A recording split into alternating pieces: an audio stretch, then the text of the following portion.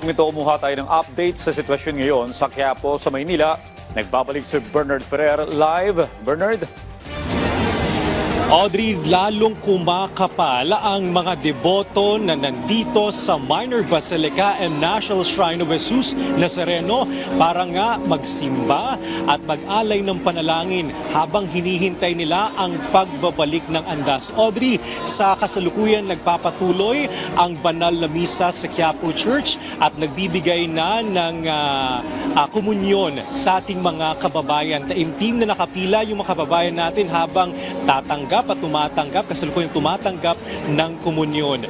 Sa bahagi naman ng Quezon Boulevard, halos hindi na mahulugan ng karayom yung mga kababayan natin na hinihintay ang pagbabalik ng andas sa Quiapo Church. Audrey, simula kaninang umaga, nakita natin yung mga kababayan natin na halos magdamag ng nag-antabay dito sa Quiapo Church. Ang ilan sa ating mga nakausap, mga kabataan na may kanya-kanyang debosyon, may kanya-kanyang kwento, may kanya-kanyang panata.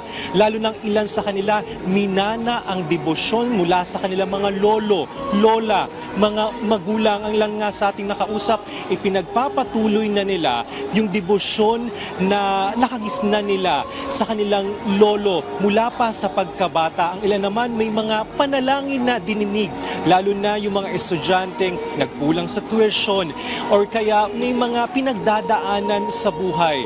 Ilan din sa ating nakita kanina, Audrey, ang mabagal na usad ng andas. Ilan sa ating mga kababayan ay nasaktan sa pagpupumilit na makalapit sa andas. Kanina nasaksihan natin yung sobrang bagal yung nasa Quezon Boulevard ito. Halos inabot ng 1 oras bago makapasok ang andas sa Arlegui Street. Sa mga oras na ito, binabagtas na ng andas yung Arlegui Street, corner Cancer Street.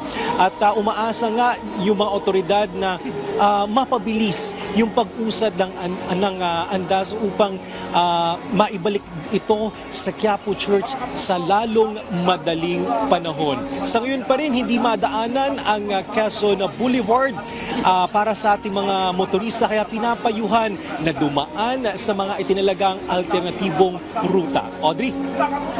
Maraming salamat, Bernard Ferrer.